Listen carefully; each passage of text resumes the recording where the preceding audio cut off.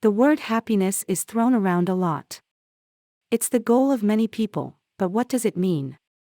Does happiness just mean feeling good? Or does it go deeper than that? In this post, we'll explore what happiness really means and how we can get there in our lives. The brain is a part of the body, so it must play a role in how we feel.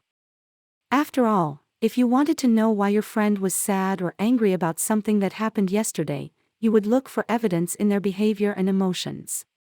You wouldn't say, "You're just being negative" or "You're being too sensitive."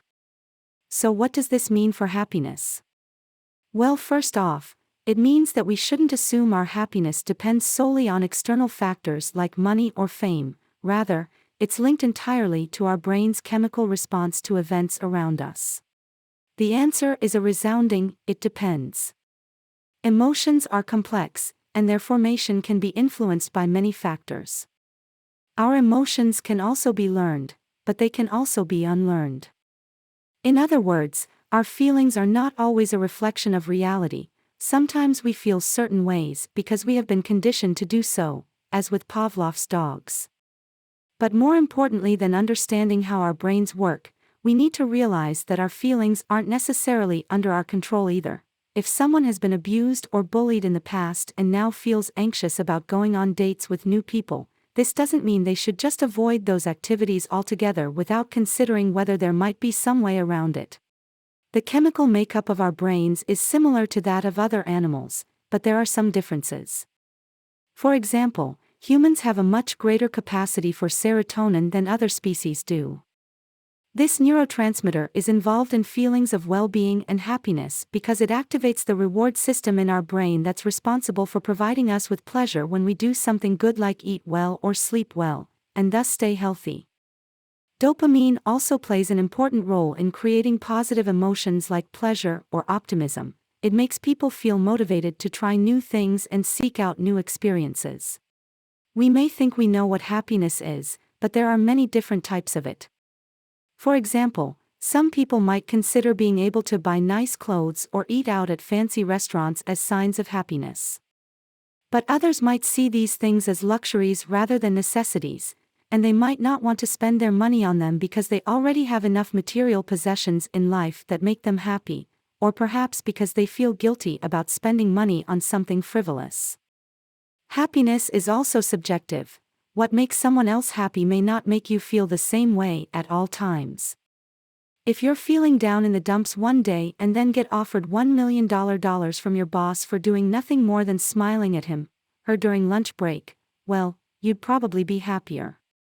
However, since most people don't get paid millions upon retirement from their jobs with big companies like Google or Facebook, we'll just say that's an example of someone who's definitely getting paid well over market value for their services, so therefore deserves it more so than most employees would receive if working somewhere similar elsewhere in America, or even across continents. Emotions are not fixed. They can be learned and, once learned, can be unlearned. In fact, research has shown that it's possible to change your emotions by changing the way you think about things.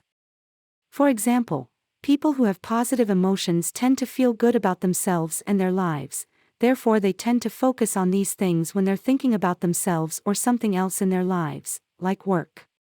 People who have negative emotions, like anger, tend not only to focus on these feelings but also hold on to them longer than people who don't experience negative feelings often do, the more often someone experiences a particular emotion over time.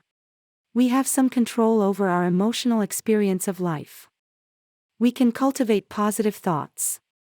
We can cultivate positive habits, like exercise or meditation. We can cultivate positive relationships, especially with people who are supportive and encouraging of us and our goals. We can create environments that make us feel good about ourselves and keep us from feeling negative feelings, for example, a clean home. Although there may be chemistry behind happiness, you don't have to chemically manipulate your brain in order to feel happy. In fact, studies show that many people who claim they're happy actually aren't, and those who are often depressed or anxious. Happiness is more than just chemicals flowing through your brain. The key is finding ways to improve your well-being on an ongoing basis and being aware of what it takes for you to feel good every day and night. I hope this article has given you a better understanding of how the brain works and why it is so important to be happy in your life. If you're still feeling down or stressed out, try to understand that we all have our own unique reasons for feeling bad, and also remember that there are many ways to find happiness. You can start by taking care of yourself physically, mentally, and spiritually through meditation practices or just spending time with friends who will make you smile or laugh.